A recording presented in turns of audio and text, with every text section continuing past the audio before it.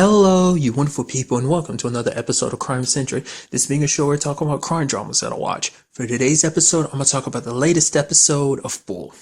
So this is an interesting episode where we had everyone's pretty much going on like a weekend vacation. Everyone's kind of doing their own thing. You even have Benny and Bull going up to Bull's father's cabin. But basically what happens to Bull's father's cabin kind of coincides with the case of the episode where basically this diner blew up, killing the owner of the diner named Charles. And basically explosion caused a wildfire to kind of spread. A lot of homes were destroyed, including Bull's father's cabin, which Bull himself isn't too broken up about because it's like, well, he has his dad, issues with his dad, which kind of come up. Well, I'll go ahead and talk about it. The reason is that he has such an issue with his dad is because apparently his dad was kind of a scammer. He was kind of, he basically made a promise to everyone that basically created a pipe dream of like, hey, there's going to be this big development project here in Kavanaugh. And what we're going to do is you guys give me your money and we'll put that into motion. And a lot of people bought into the idea. Probably a lot of people in town most likely did. And it's like, because of that, like when the time came for the development, it didn't come. And so basically he walked away with all the money and everyone was super pissed about it to the point everyone in town hated not just his father, but also Bull himself. Because that's why even when he comes back to town, a lot of people give him shit. Joyce kind of gives him a little bit of shit, as well as the fire chief does too, because it's just like, because of his reputation, because of him being a bull, it kind of it's being held against him. And that kind of coincides with the person that's being accused of the arson, being the arsonist, as well as killing Charles, and that's Peter Walsh. Because Peter himself is kind of in a similar situation to Bull, where it's like his family name is what keeps a lot of people in town look down upon him because of his name, because his dad kind of bailed on him when he was young. His mom died. His brother was a big troublemaker. Like, they never really expressly said what it was exactly that his family did that kind of warranted that. It's like Bull, we kind of understand his dad was a scammer, so I understand in that department, but never really found out what exactly Peter's family did. It was probably stuff his dad did, but his dad died. His dad ran away, so he was never really held accountable for his actions. His mom, kind of sick about everything, ended up dying. And his older brother, Jake, is apparently someone that Bull knows, but he's been in and out of trouble. Not sure at that point in time whether he's actually in jail or out of jail, whatever the case may be. But his family name of being a Walsh is being held against him and literally has the entire town against him. It's almost an interesting thing. A lot of interesting things happened in this episode. For one, there was a situation where Benny and Chunk kind of got lost when they went off to go fishing. So Bull had to take place as Peter's lawyer. And we saw Bull being very, it's like, metaphorically speaking, it's like he had a knife and he just kept jabbing it at the fire chief, basically trying to prove his points. And the fact is that the fire chief had everything wrong, because it's like there were actually two fires recently in places and they were ruled accidents. But this whole diner situation was named an arsonist attack, even though the situations are very similar between the two, because they're saying with the diner, there was lighter fluid used as a means of igniting the fire. But it's Danny, as well as, Danny got the report and it's like, no, there was no lighter fluid found at the scene, so there's no way it started a fire. But it's like this fire was started like this, and then those other fires were considered accidents. So what makes this an arsonist case, even though they're exactly the same? And the fact is that it had to be something else that kind of started a fire. In the diner's case, it was like a propane tank, for example. But Bull kept pushing at it and being like, but this is a possibility. And the chief got super pissed. He's like, oh, you're just like your dad. You're a hustler. You're trying to hustle me out of this whole situation. You're trying to hustle these good people into believing. He didn't say this, but essentially that sack of crap over there is an innocent person. It's like you got them believing that when it's not true. And we see him kind of getting angry, but we see Bull kind of snapping into him. And it's got, I guess you could look at it as almost being like a little bit of seeing what Bull was like as a lawyer. Granted, he did that more so kind of for himself, because it's just like I said, the same circumstances as Peter, his name as a Bull is being held against him. So it's kind of his way of kind of taking a jab at the fire chief, because the fire chief's been taking jabs at him since he got back. Bull and him ran into each other at a bar at the beginning of the episode. So it's just, he's seen that the fire chief has been super hesitant to kind of like be lax or very open-minded about it, because he's so straight in his mind as like, hey, he's obviously the arsonist. There's no ifs, ands, or buts about it. What I also found interesting is that they did something intriguing in this episode, because Joyce is the sneezer, and what that means as being the sneezer is basically she's like a I forgot the exact wording they use. It's kind of like an uncontrollable sneeze that you kind of pass on from someone else. She's basically the gossiper. And whereas normally they'd kind of pick a whole bunch of different people that kind of fit the jury a little bit, they'd kind of create their own mock jury. Well, in this particular case, Joyce was all of their mock jury, because she's the gossiper, because she talks to people. It's like they kind of pass information back and forth. They kind of understand where the jurors lie in the whole situation. So Marissa kind of had to be buddy with her and everything. So. And there was an interesting moment where Peter was on the stand, and like Peter's very fascinated with music, that basically Bull was telling him to kind of show people who he really is, that he's not the person that people think of him as. The fact is that they treat him as, it's like, oh, they, rather than treating him as Peter, they treat him as, oh, he's a Walsh. So he brings up the fact is that he loves music, so he likes making instruments out of different things. He even fashioned a guitar out of a shovel, for example. And the fact of the matter is why he doesn't go to town a lot. He brought up an example of like the fact is he goes scavenging for stuff, and anytime he's going scavenging for stuff, everyone accuses him of like, oh, people are saying he's casing their places, trying to rob them or something like that, because people just assume the worst when it comes to him. And even a lawyer kind of asked him, it's like, okay, then why don't you just leave town if you're having such a hard time? He goes, the fact of the matter is, this is my home. Yes, my dad left and everything, and my mom died, and she didn't handle it well, but she's off in a better place now, and but my mom is buried here, and he said he goes visit her every Sunday, and he's like, his grandfather was born here and died here. It's like that house is his grandfather's. It's like this place is his home. Why would he go anywhere else?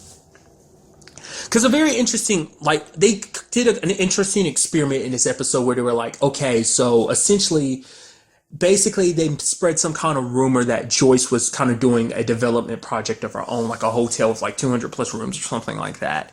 And because basically it was kind of to show the point of like, the fact is, because a lot of people in the jury kind of immediately, like everyone in town, not just the jurors, but a lot of people in town immediately turned against Joyce because of a rumor that was kind of spread around. Just kind of like how Joyce kind of spread rumors around. The kind of the same thing kind of backlashed against them. And it's like, and Benny had to point it out to him. It's like, that was a lie we created just to prove a point. You all jumped on the bandwagon on attacking Joyce, saying like, oh, it was obviously her. She's doing this, and that. But the fact of the matter is, you didn't know for sure. It's just something you heard. They basically create the circumstances because they had people that were basically, well, I think they ended up saying were like drivers from New York or whatever, that Bull brought in, because I was wondering who are these people, but it's like Bull was like, okay, so I need you to just motion like the fact that you're about to destroy some stuff over there, and he's also like, okay, and I want you to laugh in 3, 2, 1, ha ha ha ha, and wave to Joyce, okay, and we're done. It's like, that's all you needed to do. That's all I needed you to do. Thanks a lot, guys. I was wondering if they were, at first I was like, okay, who are they? I was like, oh, maybe they're people that work at with Bull, like kind of some of the people you kind of see in the background. So it's supposed to be them, but it's like, no, it turns out they're drivers. So, but it's like you back that up so quickly, and it's kind of like, essentially, it's kind of going along with the tone of the episode. Is like, well, what went down in the episode? Literally, a wildfire destroyed their town, and then Benny literally compares what they did to a wildfire. Rumors spread like wildfires. It's like, since you're destroying your own town because you're trying to get someone that you consider a friend that you believe in, like, because there's even one lady on the jury who actually follows Joyce, like, on everything in the same clubs as her. It's kind of, anytime it came to anytime Joyce was kind of motioning towards the jury, it was kind of her, and then she kind of look at Joyce. She actually kind of felt bad because she was one of those people who had the pin being like, oh, screw Joyce, because she's the one that created this whole circumstance that she was building this. Because, kind of showing that the fact is you can't believe everything, essentially. And it seems like such an easy thing to say. It's like, oh, you shouldn't believe everything, but it's like, that's how things are. You just, people, I guess, believe what they kind of want to believe. It's just because it's like, it kind of, kind of going a little realistic here, it kind of coincides with what's going down nowadays. You have this whole thing about fake news being up on the rise. The fact is that people don't really look too deeply into something. They just see a headline and then they share it like wildfire. Just like what it could, that is something that could be 100% false, but that something false becomes a reality just because other people, the moment, you share it with one person who shares it with another person, creating that wildfire, it becomes true. So it's like they have, even the evidence doesn't prove that it was actually Peter who committed the crime, but the fact is everyone holds accountable because, he's a Walsh, so obviously he did it, and that passes on to the next person. Everyone already has that mentality, and once those people who have that mentality start talking amongst themselves, they start spreading to other people too. Other people who may not have that same mentality will eventually change over, like, obviously it's him. You said that he's such a troublemaker, so obviously it's him out of anybody. But what it turns out to be the case is, because an interesting thing is the chief himself, because Danny ended up looking into things, and she's like, things just don't sit right. And then she's like, the criminal is a little too careful. And it's like, so the arsonist is actually a firefighter. And so Bull kind of accuses the chief when he's out with his other guys. And then, at first the chief is offended, but the whole conversation got him thinking, because what we see is Danny looking at him kind of packing stuff into the car. I was like, oh man, don't tell me you're a bad guy, or you're like, my initial thought was either he's covering up. That's the reason why he was doing what he was doing at the beginning, being like, even when the evidence was saying like, it wasn't necessarily started by lighter fluid. His defense on that being like, well, the fire could have burned it up, which is understandable, but with the other two circumstances, it kind of invalidates his point.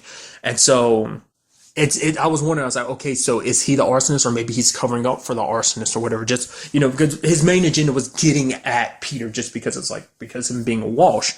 But then the chief, that whole scene was about the chief actually checking over the evidence himself. Things pointed to one of his firefighters, one of them named Sam. I kind of figured it had to be one of the two that you see in the bar, in the bar at the beginning, and then when Bull accused one of his firefighters of being a arsonist. I knew it had to be one of the two, and it turned out to be one of them. But he wasn't working alone. The entire situation was orchestrated by Joyce. I'm sure she started it because she didn't want, obviously because she's a realtor, so buying up property and stuff like that, kind of taking advantage of everything. But most likely she wasn't planning on someone, Charles being killed. They were kind of set up to be an hour later, so probably, wasn't expecting to be, like, for him, Charles came home early just to pick something up, so still doesn't justify what she was doing. She was still doing something crappy, and now just something even crappier got stacked on top of it. Something crappy wouldn't have happened if she hadn't been off doing something crappy, So Charles would still be alive if it wasn't for her. And then her final words in the episode is literally like, I always hated you. And Bull's kind of like, I'm kind of glad to know that. Because at the beginning of the episode, I guess it would seem like it was contempt, but it also seemed like she might have had a thing for Bull. Like, because she made that reference of being like, oh, you always come out on top. And it was like, wait, what? Is that supposed to reference there was something between you two? Or it was like, no, it's because like nature of his father and stuff like that. Because Joyce also brought up something interesting too in this episode, that the fact is that Bull's dad always, like, not only stole from the town, he even stole from his own family. To how much of to that, we still don't get a full broad look at what those circumstances necessarily mean. Bullcom brings up an example of his dad stealing from him. When he was younger, basically Bull stole a boat and his dad punished him by taking like $500 from him, which Bull surprisingly enough gets back at the end of the episode when the fire chief picked up something from the cabin, but Bull ended up giving it to the fire chief. It's kind of like, oh, fireman fun. So it does seem like they're kind of on good terms, which is good, because for Bull, this wasn't just about helping out Peter. It was also kind of like, because him and Peter are in a similar circumstances, so it's kind of to prove a point to both people. They're like, oh, he's not his father's son, and the same way as Peter's not his father's son. It's just kind of like trying to show that, like, hey, we are more than just our last names and our families. So it was an interesting episode. I think I kind of got the episodes. I'm kind of like, I still want more about the rest of the team. So far, we got looks at Bull. Like, last episode dealt with his ex-wife, so we got touch on that. Now his family situation. Still don't know much about his mom. I mean, he seems like he hasn't referenced any brothers, so it seems like he is an only child. I did love at the end of the episode, he's referencing like, I wish dad could have been here. It's like, oh yeah, man, how did he die? Or it was like that, or Cable was asking, when did he die, or something like that. And he's like, oh no, my dad's still alive. He lives in Florida. And they're like, okay, the entire time you've been talking about him like he's been dead this entire time. But it's like, no, So I'm curious to see will that kind of pop up, and like I said, also learn more about Bull's mom. She hasn't been brought up because Benny had brought that up. The fact is the way Bull was acting so calm about it being burnt down, because I think part of him didn't care. Like his main reason for not coming back, because apparently he hadn't been back to that cabin in like 25 years. Probably the last time he was actually in that cabin was the last time they were living in Kavanaugh. Like after his dad kind of got stole all that money from those people and they left town, like never saying goodbye to anyone that he knew.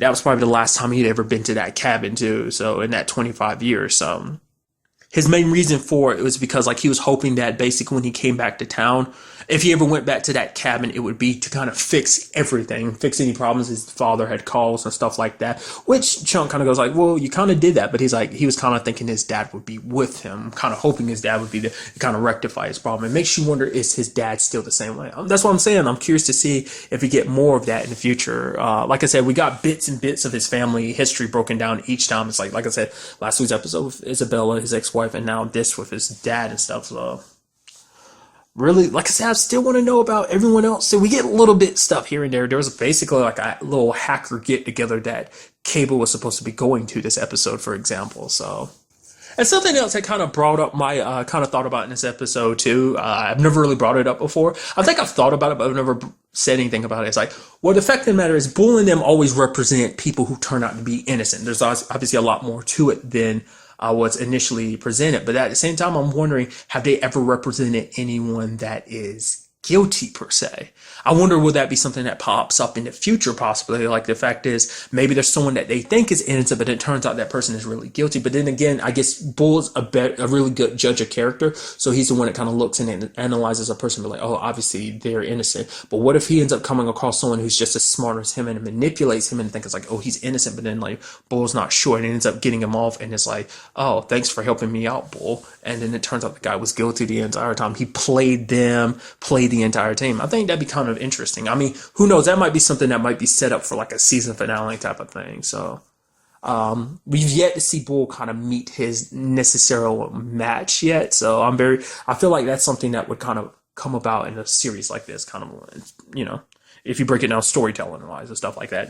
There's, I feel such douchey saying that, like, oh, storytelling wise, like I'm saying that because, stories are kind of structured. There's certain beats that, certain stories can follow. And it's just like, typically kind of like, even in procedural series like this, there are main antagonists. Usually you don't see them pop up that often, but they pop in from time to time. Like using another CBS show, for example, is The Mentalist. Like its main antagonist was Red John. And it's like, even Red John didn't pop up all the time. There were a lot of the times the main progression of the series would be main cases connected to Red John, but in between there might be 2 or 3 unrelated cases, or rather cases / episodes, and then a Red John thing, and even then it might be like a little thing connected to Red John, just a little piece towards the overall thing. So like, I don't know, it could be something like that in the show, just kind of throwing that out there. I just thought that was kind of interesting when I was thinking about it, because I never brought that up before, so.